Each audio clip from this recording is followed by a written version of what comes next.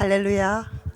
함께 기도하며 시작하겠습니다. 성령 하나님 환영합니다. 이 시간에도 말씀하시고 우리를 깨우쳐 주시고 우리로 하여금 순종하게 하옵소서. 감사드리며 예수님 이름으로 기도합니다. 아멘. 네, 오늘 예수님의 사역에 대해서 예수님은 누구신가? 두 번째 시간. 오늘은 마태복음 10장 1절 말씀과 마가복음 16장 17절 말씀으로 함께 하겠습니다. 우리 말씀을 같이 합독하실까요? 총천연색입니다. 시작.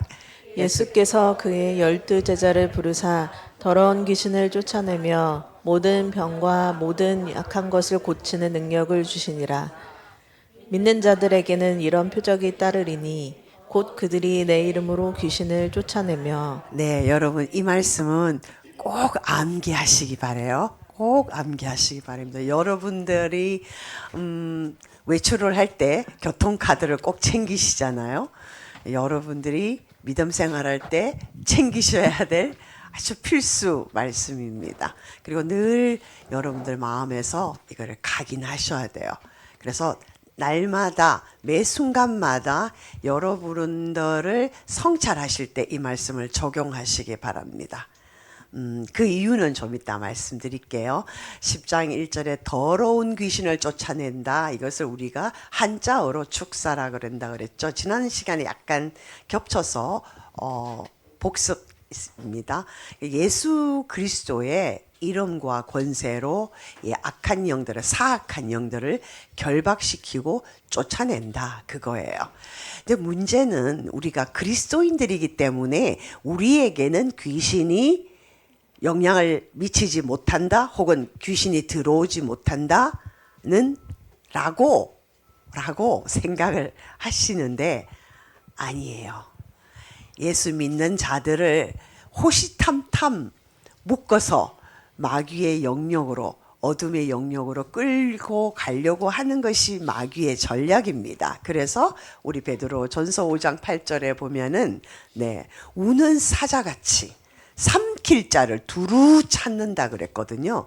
거기는 뭐 그리스도인은 제외, 괄호 열고 괄호 닫고가 없습니다. 모두 다 삼킬 자.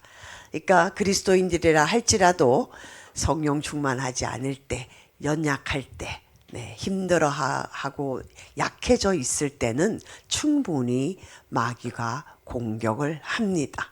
그리고 그리스도인들이라 할지라도 말씀에 입각해서 순종하지 못할 때가 있잖아요. 그죠? 우리가 연약하기 때문에 그럴 때, 그리고 그 무너지고 쓰러짐이 반복돼서 습관적인 죄가 될 때 분명히 그 기회를 마귀는 놓치지 않습니다.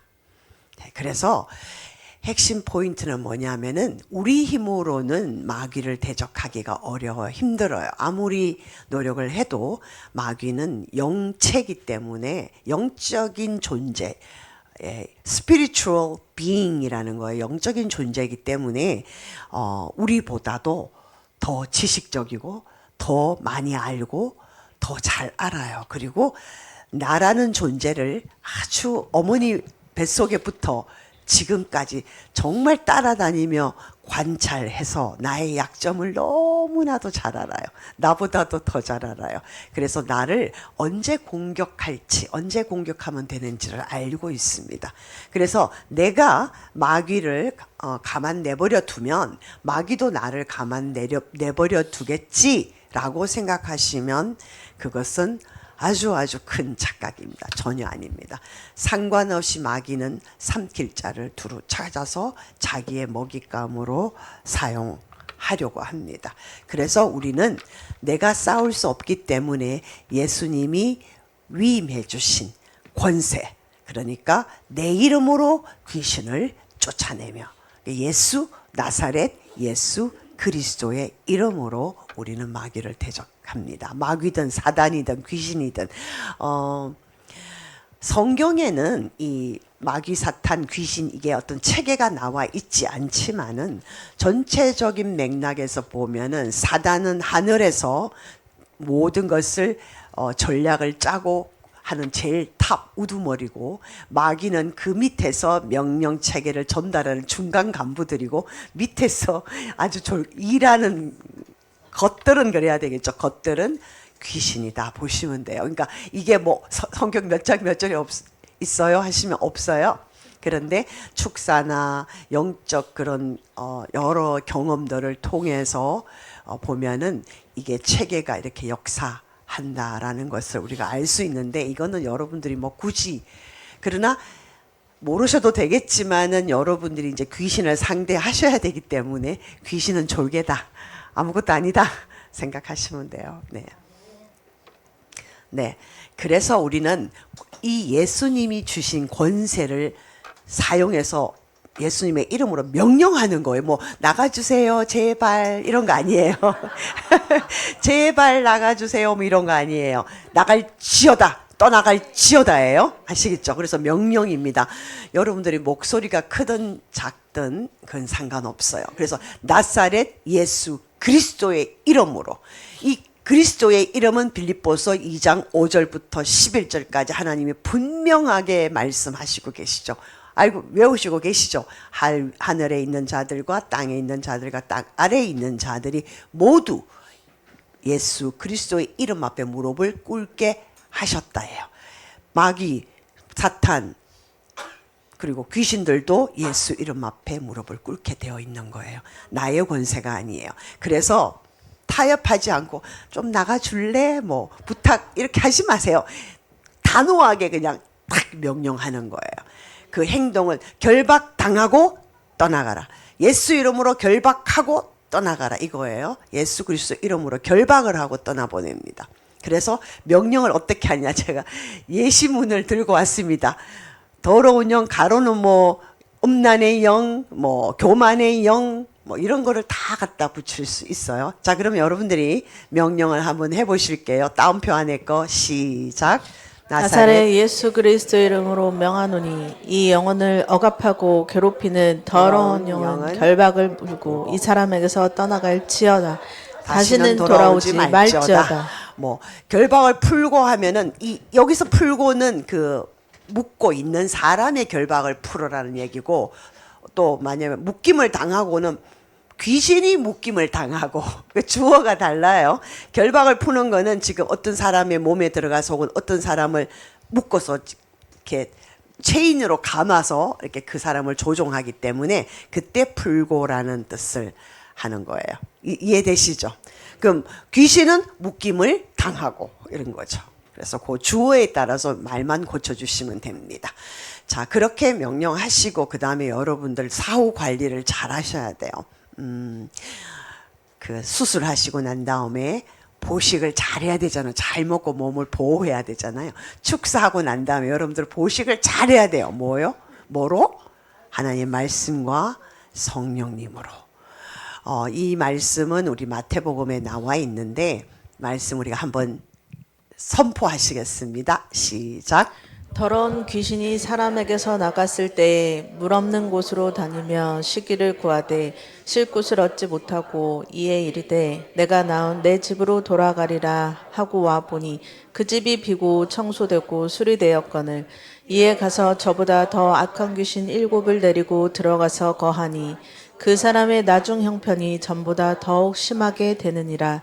이 악한 세대가 또한 이렇게 되리라. 네, 그러니까 귀신이 축사를 해서 나갔어요. 그 다음에 거기에 주인의 자리에 내가 계속적으로 앉아 있으면 나는 또 죄를 짓게 되잖아요. 그럼 그 죄가 또 마귀에게 문을 열어주게 되고, 예, 악순환입니다. 그래서 내가 주인이 아니라 하나님의 말씀과, 그리고 그 말씀을 내가 힘있게 선포하고 순종하고 지킬 수 있도록 성령님의 도우심을 구하는 거예요. 그래서 성령님이 충만히 내 안에 거하셔야지 마귀가 나를 잡으려고 왔을 때 문을 두드립니다. 그러면 내가 문을 여는 게 아니라 너 누구니? 라고 예수님이 얼굴을 쫙 내미시는 거예요. 그럼 마귀는 깨갱이죠. 그거예요. 아주 간단합니다. 영적인 세계는 우리가 믿고 순종만 하면요.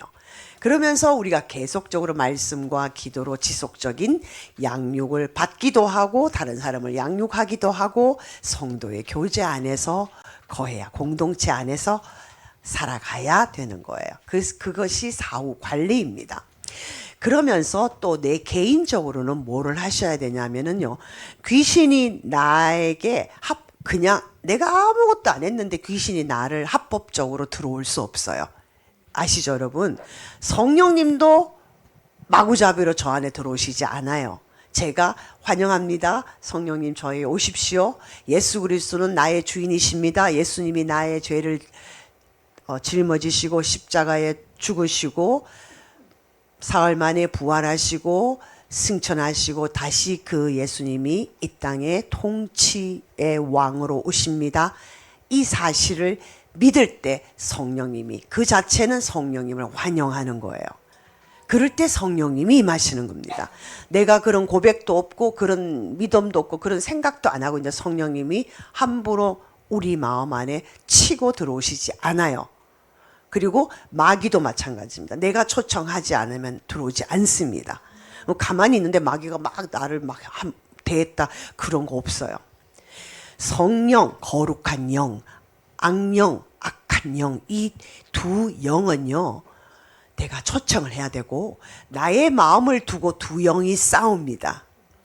하나님의 영과 악한 영이 나의 마음을 가지기 위해서. 하나님은 나의 자녀야. 마귀는 내 거야. 무슨 소리 이러면서 싸우는 거예요. 누가 이기게요? 하나님이 이기실까요? 아니요. 여러분들이 밥을 많이 주는 쪽이 이겨요. 내가 성령 쪽에 밥을 많이 드리면 막 칭찬하고 성령님 환영하고 막 성령 말씀 순종하려고 하면 성령님이 이겨요. 그래서 내가 악한 영 쪽으로 뭐 마약도 하고 질투하고 시기하고 싸우고 막 그쪽으로 내가 계속 한다? 그러면 악한 영이 이깁니다. 무조건 하나님의 영이 이기는 거 아니에요. 그만큼 우리의 마음이 나의 의사결정이 나의 자유의지가 중요하다는 겁니다. 그러니까 하나님은 우리 모두를 인격체로 대하시는 거예요. 마귀는 속이고 빼앗고 멸망시키고 죽이고 거짓말하고 참소하고 이것이 마귀의 본질이잖아요. 그러므로 우리를 못살게 구는 것이 마귀의 본질입니다. 그렇기 때문에 우리가 마귀가 혹은 귀신이 내 안에 들어와서 영향력을 행사하지 않도록 차단시켜야 된다는 거예요. 걔가 나한테 들어올 수 있는 차단시켜야 되는데 지금 가장 많이 노출되어 있는 오늘날 미디어와 문화입니다. 여러분 미디어가 수많은 여기서 영화, 드라마, 그 다음 또 뭐 있나요? 무슨 시트콤 또 뭐 있나? 하여튼 막 TV에서 이상한 프로들 막 먹는 거 먹방 그거 좋은 줄 아세요? 아니에요. 그런 거 통해서 마귀가 다 역사를 합니다. 여러분 생각해 보세요. 여러분들이 계속 영화를 보는데 폭력적인 영화를 본다. 그러면 그 폭력이라는 영이 여러분 속에 들어오지 않겠어요? 내가 무방비인 상태에서 계속 그걸 즐겨보는데 폭력의 영이 가만히 있겠습니까? 이 사람은 나를 좋아하는구나 하면서 내 마음 안에 폭력의 영이 들어와서 폭력을 행사하도록 하는 거예요. 어느 순간 내가 막 사람이 과격해지고 막 폭력적으로 변하고 그럼 폭력의 영이 막 귀신이 들어와서 내한테 그렇게 하는 거예요. 귀신은 들락날락합니다. 어떤 사람의 몸을 잡고 그 속에 계속 거주할 수도 있어요. 그럼 귀신이 들렸다라고 우리는 표현합니다. 그런데 많은 경우에는 들락날락해요. 그래서 똑같은 사람인데 어떨 때는 막 사람이 폭력적이 됐다. 어떨 때는 괜찮은 사람, 멀쩡한 사람이 됐다. 이건 왔다 갔다 하는 거예요. 이게 귀신의 영향하에 있다라는 거. Under the influence라고 합니다. 그럼 미국에서 음주 단속할 때 음주해서 걸리잖아요. 그럼 under the influence라고 해요. 영향권 아래에 있다. 알코올의 영향권 아래에 있다. 이런 표현이거든요. 귀신도 마찬가지예요. 영향권 아래에 우리가 있을 수가 있는 거예요. 그리스도인이라 할지라도. 네. 그래서 음란한 걸 영화를 많이 본다. 그러면 계속 음란하고 싶잖아요. 그런 거 음란하고 좋으니까 그걸 계속 보는 거죠. 싫으면 안 볼 거 아니에요. 근데 그 음란 영화가 좋은 거예요. 자, 그러면은요, 눈으로 들어와요. 그게, 내가 봤을 때 그 음란 영화가 누가 사랑하고 이런 게 너무 보기 좋다. 나도 해봤으면 하는 눈으로 벌써 내가 딱 보고 그 다음에 그 눈에서 어디로 갑니까? 내 마음으로 가는 거예요. 내가 본 것을 내 마음 안에 계속 생각하는 거죠. 마음이 여기 있지만 사실 두뇌잖아요. 머리에서 계속 생각을 하잖아요. 자, 생각이 뭐예요? 계속 내가 그걸 파쇄하지 않고 계속 생각하면 그 다음 어디예요? 행동으로 하고 싶은 거예요. 이거는 예외가 없습니다. 단 0.0%도 0.1%도 예외가 없습니다. 보는 것과 그 다음에 생각하는 것과 행동하는 것은 인간이 그렇게 되게 되어 있어요. 그래서 욥기 31장 1절에 보면 욥이 누구예요? 하나님이 그는 완전하고 온전하고 악에서 떠난 자고 여호와를 경외하는 자고 하나님이 엄청 욥을 칭찬하신 사람입니다. 그는 굉장히 거룩한 사람이었어요. 그래서 욥기 31장 그때는 부족 시대입니다. 일부 다처가 사회적으로 허용되고 있던 시대예요. 그런데 욥기 31장 1절에서 내가 어찌 주목하여 처녀를 보리요 이렇게 돼 있어요. 그게 다른 영문 버전에 보면 내가 어떻게 음욕을 품고 처녀를 주목하여 보리요 그렇게 돼 있습니다. 그러니까 그때 당시는 일단 보면 음욕이 일어나서 취할 수 있는 사회적인 그런 묵인되는 하나님은 일부 다처를 만들지 않으셨어요. 인간이 악해서 일부 다처를 만드는 거죠. 그래서 그것이 묵이되는 그런 부족 사회였습니다. 아브라함 시대 부족 사회였죠. 네. 그래서 욥은 굉장히 경건했고 내 눈을 지키겠다는 거예요. 제일 첫 번째 우리가 죄를 지을 수 있는 통로가 눈입니다. 눈으로 보면 견물생심 뭐 아이 쇼핑 하세요라고 하잖아요. 아이 쇼핑 하러 가면 뭘 봤어? 그럼 뭐예요? 예, 사고 싶다 마음이 생기는 거예요. 그러면 막 없는 돈도 막 어떻게 해갖고 마이너스 통장 뭐 이런 거 해갖고 물건을 사는 거예요. 행동하는 거예요. 그렇죠? 그런 경로를 따르는 거예요. 마귀도 그렇게 한다라는 겁니다. 그래서 미디어라는 이름으로 뭐 문화라는 이름으로 여러분 제가 기억나기에는 그 중학교 때 저희들이 읽었던 필독 도서 중에 필독 도서라면 중학생들이 반드시 읽어야 되는 문학 서적들 리스트가 있는 거예요. 쉽게 말하면 아주 좋은 문학들을 선별해서 읽힌다 그러잖아요. 제가 그때 중학교 1학년 때인가 상록수를 읽었습니다. 굉장히 계몽할 수 있는 좋은 책이에요. 그러나 그 안에 음란 관계가 굉장히 묘사가 이렇게 되게 자세히 되어 있는 부분들이 있어요. 뭔 소리인지 몰랐어요. 그런 소리. 그게 뭔지를. 근데 그게 필독도서예요. 근데 상록수는 굉장히 건전하고 아주 좋은 문학도서라고 아주 그냥 추천도서입니다. 근데 그 안에 음란이 그게 묘사가 되어 있는 장면들이 있어요. 좋은 소설이다? 그 안에 다 그런 게 있어요. 놀랍죠. 그걸 갖다 우리는 교육이라는 명목하에서 혹은 문화라는 명목하에서 이 정도는 상식적으로 읽어야 돼. 아니요, 지금 생각해 보면 상록수 안 읽으셔도 돼요. 몰라도 돼요. 그 소설 아무 상관없어요.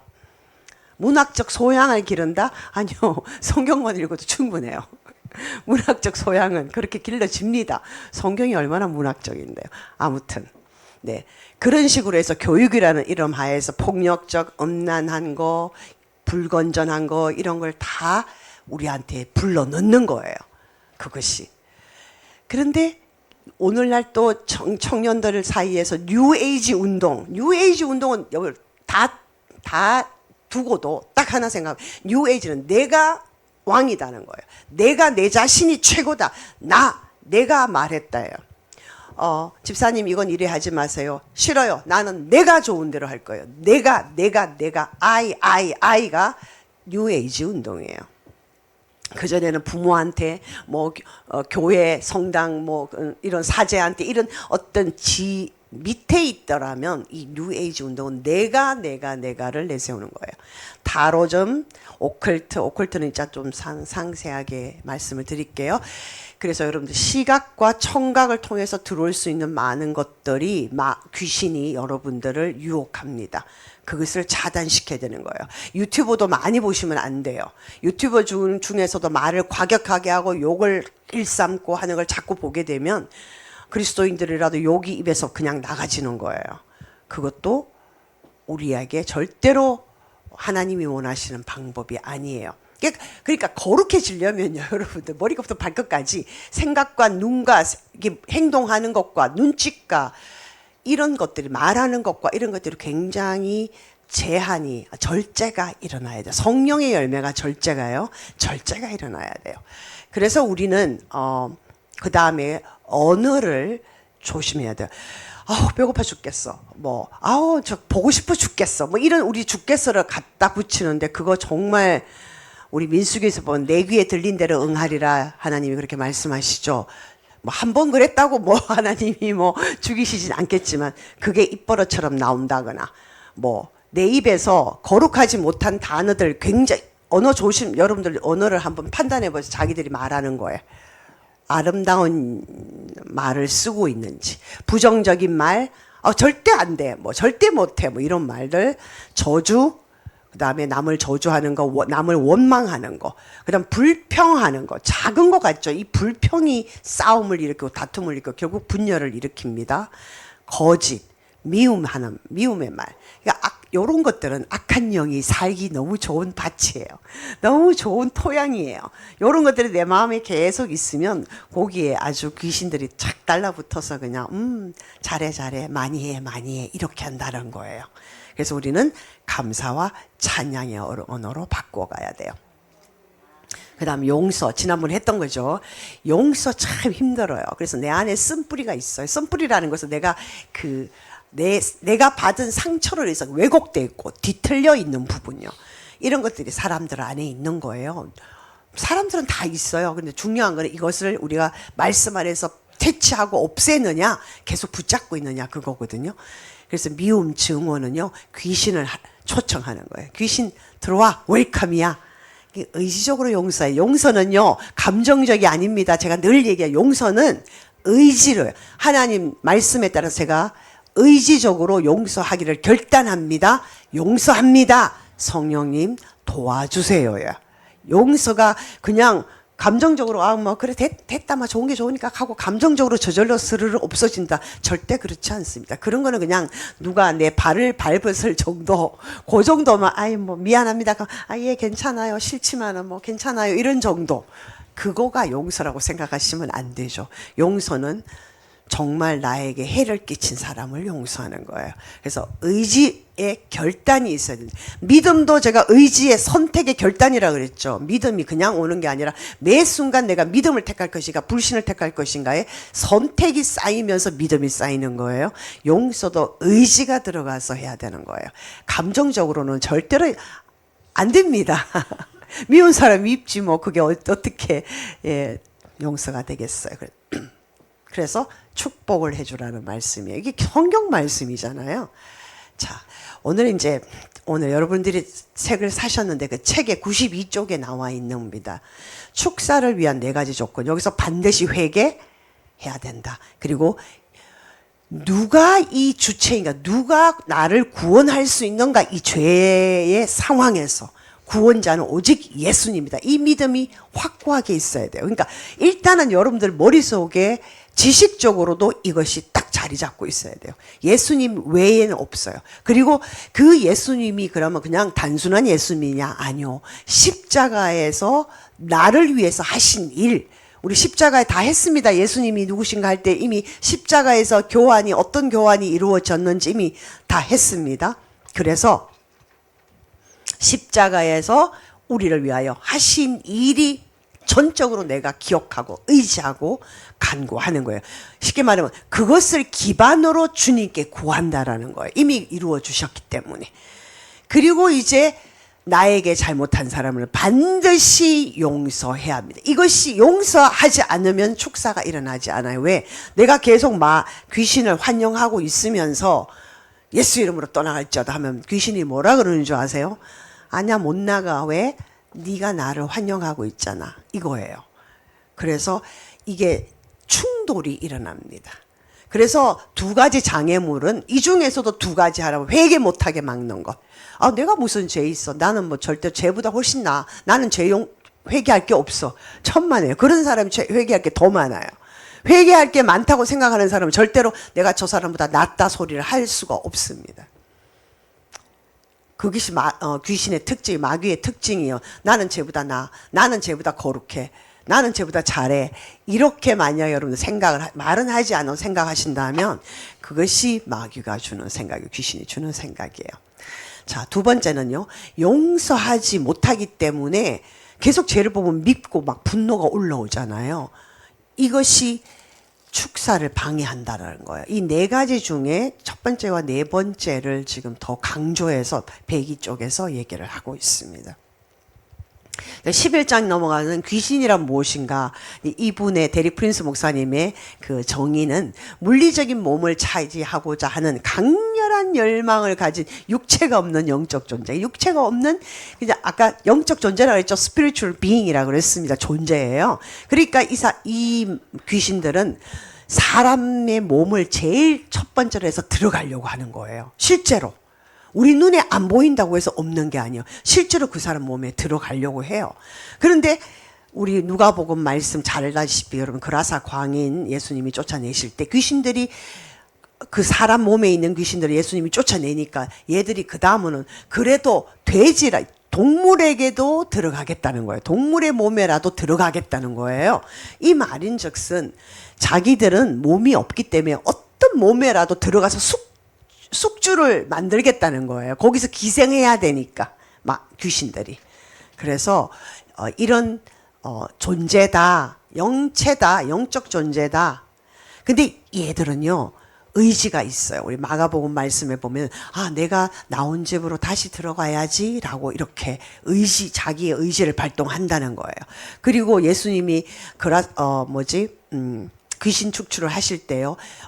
그 야고보서의 말씀은 귀신들도 그 예수님의 이름을 듣고 하나님의 이름을 듣고 믿고 떤다 그랬어요. 그 떤다라는 거는 어떤 사람이 귀신이 들렸을 때 떠는 거는 그 안에서 귀신이 두려워한다라는 것의 표출이랍니다. 그래서 감정이 있어요. 그 다음에 지성도 있습니다. 이거 가브나움 회당에서 예수님이 첫 번째 사역으로 귀신 들린 자를 축사를 할 때 그 귀신이 하는 말이요. 나는 당신이 누군지를 아는 하나님의 거룩한 자니다. 이렇게 얘기하잖아요. 그때 알아요. 귀신은 지적인 지성이 있어요.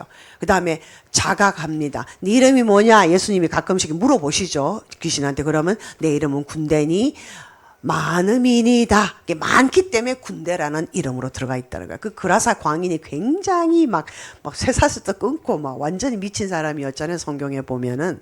그래서 누가복음과 사도행전에서 보면은 이 귀신들이 그 사람 안에 들어가 있으면서 쫓아낼 때 음성 변조가 일어나서 귀신의 그 음성이 이렇게 하면서 그죠? 음성 변조. 귀신이 말할 때는 그 사람 숙주인 그 사람의 목소리가 아닌 귀신의 목소리로 말을 하는 거죠. 근데 그 사람의 이제 그 사람 숙주 사람의 발성기관을 통해서 말을 하기 때문에 우리로 보면 음성 변조 같은 그런 거예요. 그럼 귀신들의 기원은 실제로 여러 가지 설이 있어요. 뭐 타락한 천사다 아니면 기원 전에 어떤 인간들의 그 타락이 있었다 뭐 이런 게 이거는 성경적으로 성경이 분명하게 명시하고 있지 않기 때문에 우리가 여기에 대해서는 모른다가 가장 좋아요. 내가 알 수 있는 범위가 아닌 거예요. 그러면 이제 2번은 중요하지 않는데 3번이 중요해. 귀신들은 어떻게 들어오는가. 그러니까 귀신들은 그냥 함부로 들을 수 없고 내가 초청을 해야 되는 거잖아요. 그럼 초청하는 방식이 오컬트나 거짓 종교 관련된 가족 배경.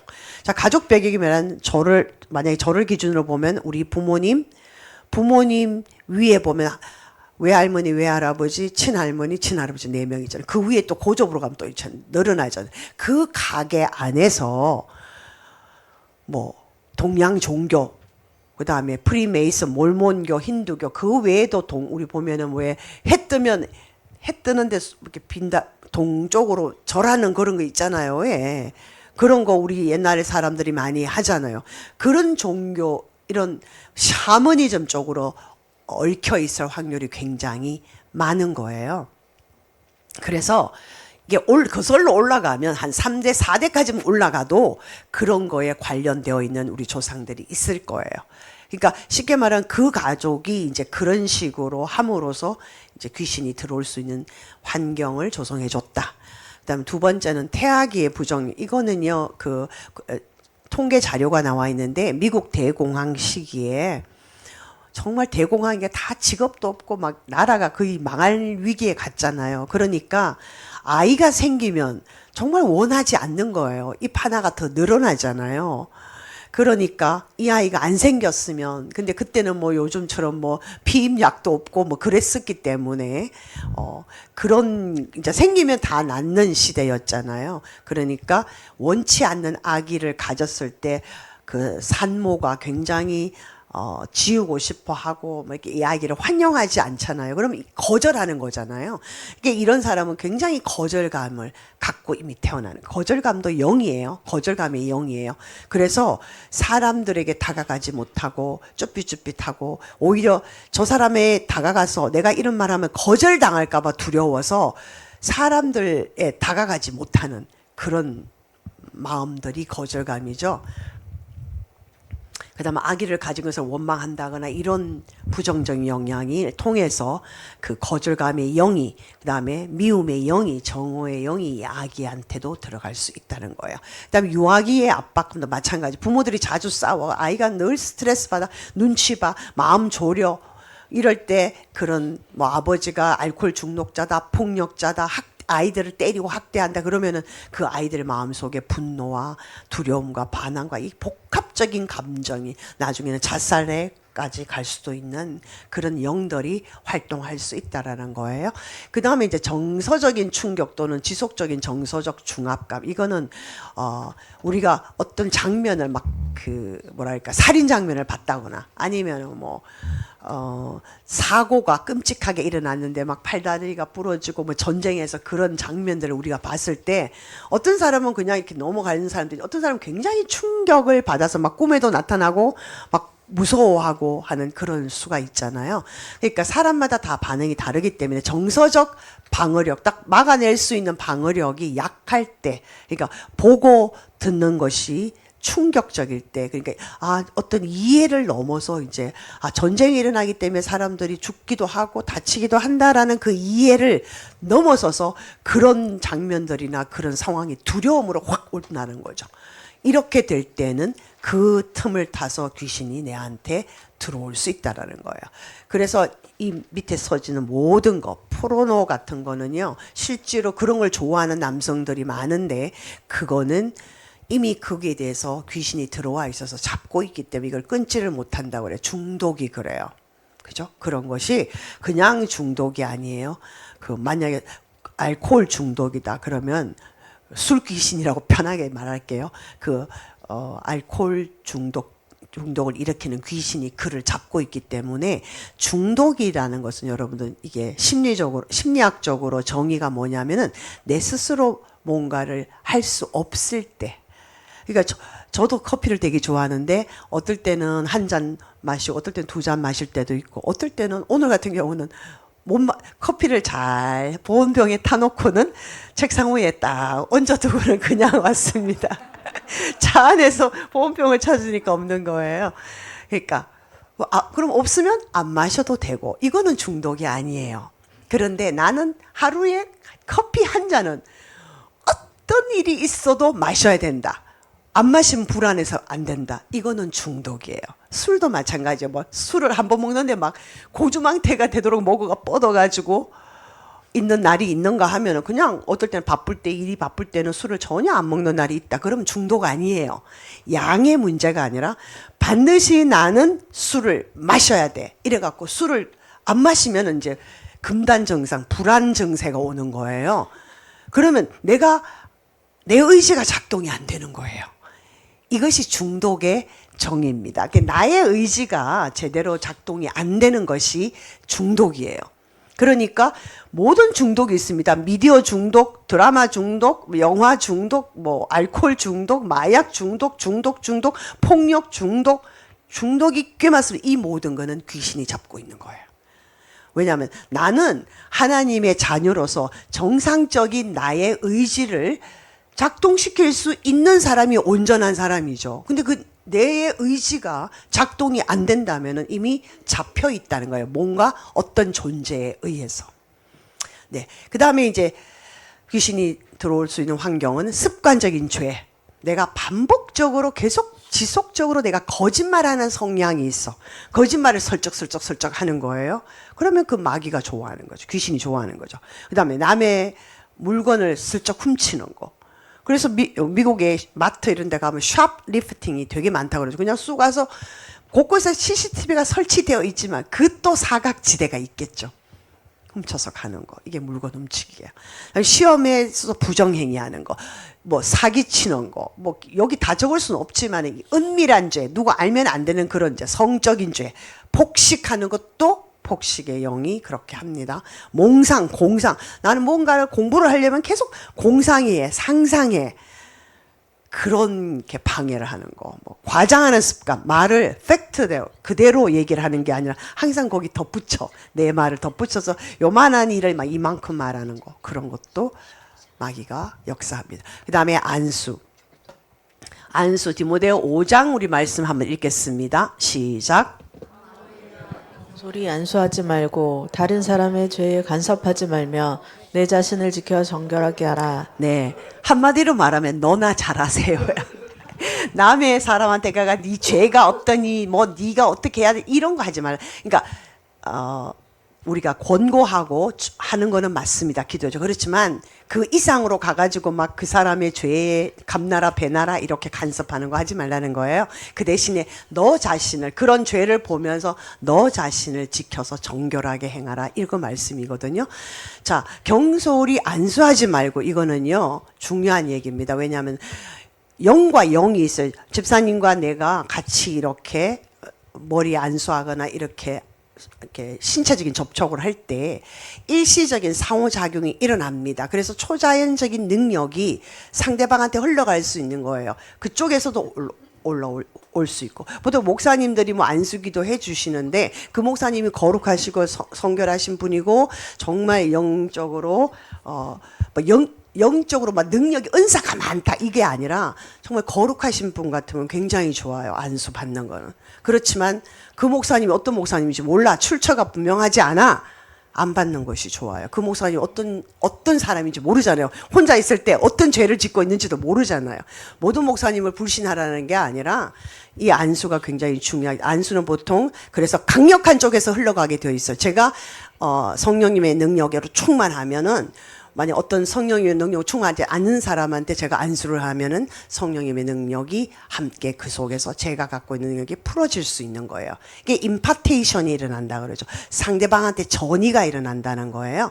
그런데 내가 어떤 사람을 안수했는데 그쪽에서 되게 강력한 악령이 있어. 그 악령이 내한테도 전가될 수 있는 거예요. 저 이런 경험이 있어요. 제가 누구를 위해서 치유 기도를 했는데 갑자기 기도가 끝나고 난 다음에 제가 어깨가 너무 아픈 거예요. 왜냐하면 제가 그 사람 어깨를 손을 얹고 치유 기도를 했거든요. 근데 그 아픔이 그 사람은 나았어요. 근데 저한테 전가돼 왔어요. 물론 저도 이제 그날 저녁에 기도하고 그 다음날 되니까 없어졌어요. 이게 그렇지만 이렇게 전이가 될 수 있다라는 거예요.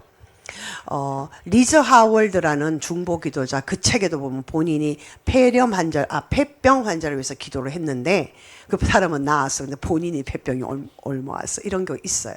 그러니까 영적 전이가 일어나기 때문에 안수는 굉장히 중요합니다.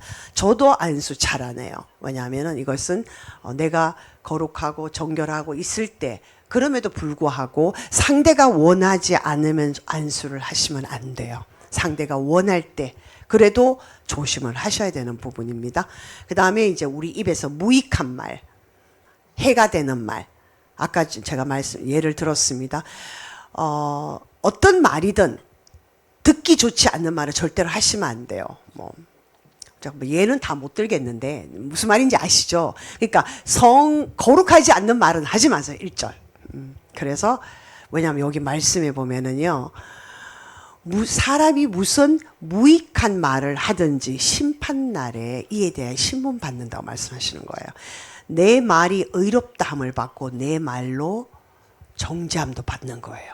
그래서 우리는 굉장히 말에 조심해야 합니다. 하나님이 천지를 말씀으로 창조하셨습니다. 말의 권위가 굉장히 강력합니다. 자, 그 다음에 이제 오컬트 여러분들이 오컬트가 귀신의 주요 통로가 되는데 우리 마음 안에는 갈망이 있어요. 하나님이 심어 놓은 갈망이 있는 거예요. 근데 그게 뭐냐면 더 아름답고 지혜롭고 영화롭고 그런 것을 추구하고 싶은, 사랑하고 싶고 하는 그런 아주 아름다운 마음들을 하나님이 우리 마음 안에 창조 때 심어 놓으셨다는 거예요. 그 마이클 비클 기도의 집 마이클 비클 목사님은 거기에 대해서 책을 쓰셨어요. 인간의 7가지 갈망하는 마음이라고 이렇게 써주셨고 있는데 하나님의 기쁨이 되고 싶은, 시간이 없기 때문에 그냥 이거 파일을 여러분들 다 올려놨으니까 그냥 보시면 되고 빠르게 갈게요. 하나님의 기쁨이 되고 싶은 갈망이 있다. 그렇죠? 우리는 하나님의 기쁨이 되고 여러분 다 마음을 한번 생각해 보세요. 또 황홀함, 여기는 영적으로 정말 주님과 함께 동행하고 하면서 느낄 수 있는 그런 황홀함, 매력 이런 거에 대한 갈망이 있는 거예요. 그 다음에 아름다움을 추구하잖아요. 우리가 다 그런 하나님의 아름다움, 예수님의 아름다움, 이건 아름다움일 때 이때는 예쁘다 이런 게 아니라 예수님의 아름다움은 예수님의 성품이에요. 하나님의 아름다움은 하나님의 성품을 말하는 거예요. 그거를 담고 싶은 갈망. 그다음에 위대함에 대한 갈망.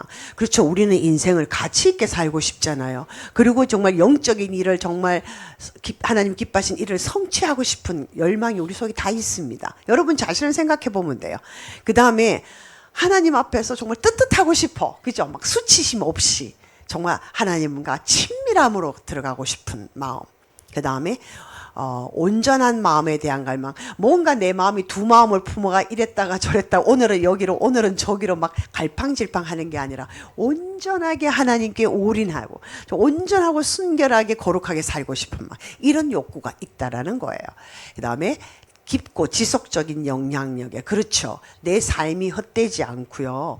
뭔가 이런 말은 우리나라 속담에도 있어요. 사람이 죽으면 이름을 남기고 뭐 호랑이는 죽으면 가족을 남긴다 그런 얘기 있듯이 내 삶이 끝나더라도 내가 뭔가 이 세상에 선한 영향을 미치고 싶다라는 그런 갈망이 있는 거예요. 이거 모두는 하나님이 우리에게 주신 심어 놓으신 신성한 설계 안에 있다. 이렇게 아주 잘 표현하셨어요. 이 책에서. 그런데 문제는 뭐냐 하면은 이런 우리의 선한 아름다운 갈망들을 이제 마귀가 귀신이 다른 것으로 채우기를 원하는 거예요. 내가 아름다워지고 싶다. 내가 뭔가를 행복하고 싶다. 그런데 마약을 투여해서 막 황홀경혈 맛보 이게 인위적인 그런 식으로 맛보게 한다거나 이렇게 하는 것이 문제라는 거죠. 왜냐하면은 이러한 아름다운 갈망들이 사단의 손에 딱 들어가면 뭐예요? 죽이고 빼앗고 멸망시키고 인간을 속박시키고 이렇게 하는데 사용되잖아요. 그렇죠? 네. 그래서 이런 것이 잘못 사용될 때 마귀의 손에 들어갈 때 그렇다는 거예요. 자, 그럼 이제 그 대표적인 오컬트입니다. 오컬트의 뜻은 뭐냐면은 라틴어인데 숨겨진 비밀스럽다는 거예요. 기독교적 관점에서 보면은 비밀스럽게 하는 것들이 복술이라고 하는데 쉽게 말하면 점치는 모든 행위예요. 하나님의 힘으로 하지 않는 인간의 오감으로 느낄 수 없는 육감 이상의 것들, 초자연적인 비밀을 다루는 분야를 말하는데 점치는 행위예요. 강령술, 그 어떤 죽은 자의 그 혼을 불러내는 거, 타로 점수 별자리 보는 거 이런 거, 그리고 길흉을 말하는 거, 쌀 뿌려놓고 뭐 우리나라 그 뭐 무당집에서 잘 하는 거 뭐 이런 거 있잖아요. 이런 것들이죠. 굿 같은 거 막 흔들어 갖고 뭐 조상신 부른다. 이 모든 것들을 복술로 하나로 이제 하나의 묶음으로 한다면 이것이 오컬트에 해당되는 거예요. 그다음에 뭐 서양에는 뭐 더 많죠. 이렇게 자판 같은 데서 이렇게 막 뭐를 헛들어 놓고 글자를 만들어내는 거 이런 것도 있고요. 자, 우리 신명기 18장 말씀 함께 합독하시겠습니다. 시작. 그의 아들이나 딸을 불 가운데로 지나게 하는 자나 점쟁이나 기륭을 말하는 자나 유술하는 자나 무당이나 진언자나 신접자나 박수나 초혼자를 너희 가운데 용납하지 말라. 이런 일을 행하는 자를 여호와께서 가증히 여기시나니 이런 가증한 일로 말미암아 내 하나님 여호와께서 그들을 내 앞에서 쫓아내시느니라. 네, 하나님은 이런 모든 행위들을 가증히 여기신다. 싫어하신다는 거예요. 점쟁이, 길육 말하는 거, 요술, 무당 이게 다 전보론 이런 계통이고 그 다음에 진언자, 신접자, 박수, 초혼자 이런 거는 이제 심령술 같이 해서 불러내는 거 이런 거죠. 그래서 이제 그런 걸로 해가지고 이제 점을 치는 거예요. 우리나라 대표적인 영화 파묘 같은 거, 그 다음에 묘에서 어떤 그 의식을 행하면서 어떤 점을 친다거나 하여튼 별의별 것이 다 있습니다. 자, 두 번째 오컬트의 제 대표적인 것은 마술이에요. 다시 말해 속이는 거예요. 하나는 점치는 계통에 일괄적으로 하나의 묶음이 있다면 하나는 속이는 계통이에요. 여러분 보세요. 마약도 억지 황홀경을 만들어내는 거잖아요. 제가 해보지는 않았지만 아무튼 황홀경에 빠진 데 뭐가 어떤지는 모르지만 주문, 뭔가 계속 외워서 뭔가를 펑 터지게 만드는 거. 부적 붙여놓고 요술, 주술 다양한 형태의 음악 사탄 찬양곡 하는 거 많아요. 가사가 그런 것들. 그 다음에 여러분들 마법사 오즈의 마법사 애들 영화도 많이 보고 그것도 가잖아요. 그것도 마법사예요. 마술사. 다시 말해서 속이는 거예요. 이거는 사람의 눈을. 근데 갑자기 여기 아무것도 없는데 비둘기가 확 나타나. 이거 속이는 거잖아요.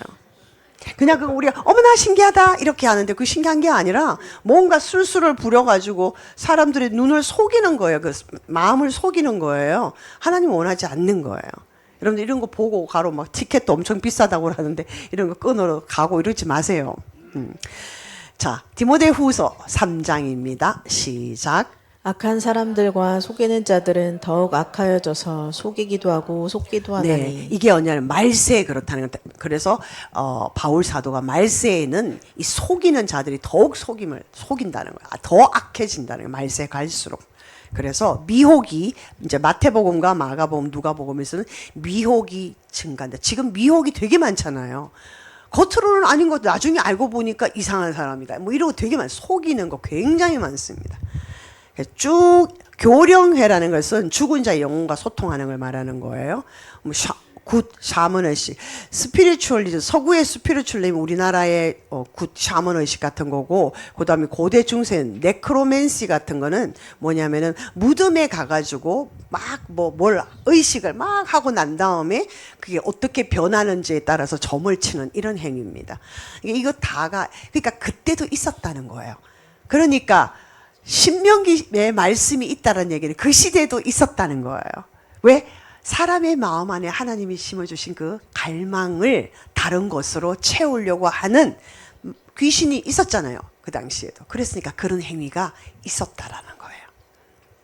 그 다음에 여러분, 뉴에이지, 명상, 요가, 여러분 많이, 이거 참 좋다. 명상 좋다. 요가 좋다. 그래 많이 하러 다니세요. 이거는 단순한 스트레칭이 아닙니다. 거기 요가 하러 명상인가 요가를 제가 한번 가봤는데 친구 따라서 그 가니까 가부좌상을 딱 하고 앉아가지고 앞에 화면이 하여튼 뭐가 하는 점 하나가 중간에 딱 있어요. 그러면서 내 안에 있는 저 점과 일치 우주의 기운과 하나 된다는 거. 그걸 딱 계속 바라보고 있으면 딱 그 우주의 기운과 하나 된다는 거예요. 겉으로는 되게 나쁠 게 없는 것도 우주의 기운과 하나 된다는 게 뭔 말이에요? 속이는 거잖아요. 어떻게 우리가 우주의 기운과 하나가 됩니까? 자체가 안 되는 거를. 그러니까 이런 걸 속이고 해서 이제 사람들이 명상하면은 건강해진다. 죄송합니다만 천만에요. 예, 아니죠. 그러니까 뭐냐면은 이 오컬트의 명상 같은 거는요, 내가 신이다예요. 뭐 하나님이고 뭐 다른 신이고 없고 내가 신이다 이걸 말하는 거예요. 그래서 창세기 3장에 사단이 유혹할 때 네가 선악과를 먹으면 네 눈이 밝아져서 하나님과 같이 된다라고 하잖아요. 그 사상이 맞닿아 있는 거예요. 그러니까 자신의 이게 들어온 거 생각들을 다 비워내서 내가 우주가 하나 되면서 내가 신이 된다 이런 개념이 아니라 우리는 하나님의 말씀으로 채워주는 묵상을 해야 됩니다. 명상을 하는 게 아니라 아시겠죠? 네. 그래서 기도는 엄밀하게 말하면 기도는 나를 비워내고 하나님의 뜻을 담는 거예요. 우리는 기도가 내가 원하는 걸 막 하나님 막 기도해가지고 하나님 손 비틀어갖고 받으려고 하는데 그럴 수 있어요. 초기는 괜찮아요. 그렇게 하다가 이제 기도가 성숙되어지고 넓어지면서 하나님의 뜻이 이 땅에 이루어지기를 소원합니다. 그렇게 기도가 바뀌어가지는 거거든요. 네. 자, 그 다음에 기치료라고 들어보셨죠? 기를 어떻게, 인간에게 기운이 여러 개 있는데, 뭐 여러 기운, 무슨 기운이 있는데, 이것을 치료를 하는 방법은 우주의 에너지를 이렇게 받아와서 병을 고친다는 게 수련 방법에 해당되는 거예요. 뭐 안 해봤으니까 제가 어떤 건지 정확하게는 모르지만 글로 읽어서는 그런 거예요. 근데 실제로 치유는 성령님의 역사죠. 기독교 관점 성경에서는요. 우주의 에너지가 에너지나 기가 어떤 치료를 한다, 치유를 한다 이렇게 하면서 그건 가짜예요, 가짜. 그죠? 그래서 모든 치유의 근원은 여호와 라파 치유의 하나님이십니다. 예수의 보혈의 권능을 의지해서 우리는 치유 기도를 하는 거예요. 그렇죠? 그래서 에너지 힐링, 뭐 기치료 이런 거 되게 많아요. 요즘 현대에. 맞죠? 예, 들어보셨죠? 네. 아니라는 거예요. 그럼 오컬트에 대한 신학적 비판은요. 누가 주인인가요? 오컬트는 내가 주인이라는 거예요. 이런 거를 이용해가지고 내가 다른 사람보다 더 잘 살고 잘 먹고 다른 사람보다 더 똑똑하고 지혜로워서 그 사람을 지배하겠다. 이런 거예요. 미래를 알고 싶은 이유가 그거예요. 미래를 알고 내가 잘 준비를 해가지고 내가 다른 사람 위에 서겠다라는 것이거든요. 주인 되겠다는 거예요. 근데 우리 복음은 뭐예요? 주님이 나의 주인이시면 나를 내어드리는 거죠. 그냥 정반대로 가고 있습니다. 그 다음 이 오컬트의 힘의 출처는 어디냐? 초자연적인 힘은 귀신이에요. 하나님 아니에요. 왜냐하면은 우리는 마태복음 10장 1절에서 예수님으로부터 권세를 위임받아서 합니다. 그런데 출처가 불분명한 영적 체험은요. 우리를 올가매는 덧치고 올무가 되는 거예요. 그래서 얘들은 비술, 오컬트는요. 속닥속닥 이렇게 자기들 그룹끼리만 하고 그것이 초대교회의 영지주의 같은 거예요. 영지주의. 그나시스라고 지식이라는 뜻이에요. 그 지식을 가지고 있는 사람들이 그야말로 하나님을 경험한다. 뭐 이런 계통으로 이제 지식을 강조하는 거예요. 근데 그거 아니잖아요. 그러니까 그런 식으로 은밀한 혜택 받은 사람들, 당신들만의 모임입니다. 말하면서 되게 은밀하게 행하잖아요. 그런 거. 거기 가입하려면 무슨 의식도 막 치르고 하는 거, 이런 것들. 그런 게 다 비술 오컬트에 해당되는 겁니다. 상식적으로 생각했을 때 하나님이 그렇게 하시겠습니까? 하나님은 다 오픈해 놓으시잖아요. 성경을 통해서 다 오픈해 놓으시고 누구든지 와라. 네, 그렇죠. 그러니까 우리가 뭔가 꿍꿍이가 있으면 자꾸 속닥속닥 하려고 그래요. 뭔가 좀 속이려고 하면 속닥속닥 우리끼리 그거 자체가 네. 자, 그러면 무엇을 위한 목적인가? 조금 전에 그랬어요. 자기들의 과시, 욕심, 군림하려는 생각들. 그런데 우리 성령님 의 역사, 하나님의 역사는 우리가 하나님의 나라를 이 땅에 확장시켜서 하나님을 더 전파하고 영혼을 구원한 것이 목적입니다. 천지차이입니다. 이거는 레벨이 달라요. 그래서 모든 하나님 우리에게 주신 모든 은사, 권능은 하나님께 영광 돌리는 데 사용되어야 합니다. 그래서 아까도 말씀드렸다시피 이제 결론적으로 문화적 침투에 대해서 여러분들이 굉장히 민감하셔야 돼요. 자녀 키우시는 분들 마법, 영화나 드라마 속의 마법, 신비한 힘 절대 거기에 노출돼. 그걸 아이들한테도 설명을 하시면 돼요. 알아들어요. 이러해서 이거는 안 된다. 그러니까 재밌잖아요. 아이들이 그래, 아우 재밌어. 재밌게 펑 터지니까 비둘기가 사라지고 어디서 뭐가 푹 나타나고, 아우 재밌어. 그 재미라는 가면을 쓰고는 하나님이 없는 영성을 심고 있는 거예요. 젊은 애들이 호기심으로 누구 친구 따라서 타로 보는 거 뭐 이렇게 어떻게 해주니까 그냥 재미로 갔다 소리. 아마 10명 중에 9명은 재미로 가봤다 해요. 근데 그 운세 한 줄을 통해서 악한 영이 들어올 수도 있는 거예요.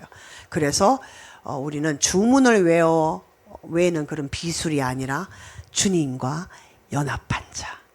주님과 연합해서 우리를 통해서 주님의 생명에 흘러가는 여러분들이 되셔야 합니다. 그래서 주님 곁에 머물면 어둠. 그러면 지금 오늘 귀신에 대해서 많이 했는데 겁나. 어떻게 저런 걸 다 우리가 주님 곁에 머물면 돼요. 하나하나 뭐라 하려고 쫓아내려고 하지 말고 주님 곁에 머물면 빛이 들어오면 어둠은 저절로 물러가게 되어 있습니다.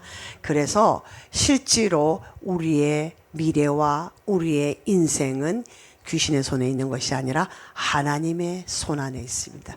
예수 그리스도의 손 안에 있습니다. 그러므로 약속의 말씀 위에 여러분들의 인생을 세우십시오.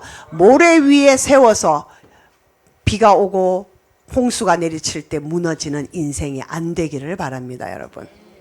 그래서 요 다음 거는요, 사역의 결과보다도 우리가 하나님과의 관계가 우선이다라고 표현한 건데, 자가 축사하는 법하고 이제 대적하는 거 나옵니다. 근데 요거는 제가 시간도 없고요. 여러분들이 읽어 보시면 됩니다. 자가 축사는 스스로 자기를 축사하는 거예요. 아까 회개하고 용서하고 예수님 의지하고 예수님이 십자가에서 나를 위해서 한 일을 의지하고 그 확신을 가지고 내가 축사를 하시면 된다라는 거예요. 그때 이제 하실 때 주의사항을 조금 적어놨습니다. 그리고 우리가 평상시에 진리의 허리띠, 의의 호심경, 복음의 신, 믿음의 방패, 구원의 투구, 성령의 검을 선포. 성령의 검은 말씀이에요. 말씀으로 선포하는 겁니다. 말씀은 선포하세요. 그냥 말씀을 읽는다 하시지 말고요. 말씀을 선포하세요. 하나님의 말씀이거든요. 그러니까 말씀은 선포한다라는 동사를 쓰십시오. 훨씬 더 권세가 있습니다. 우리 말씀을 읽겠습니다.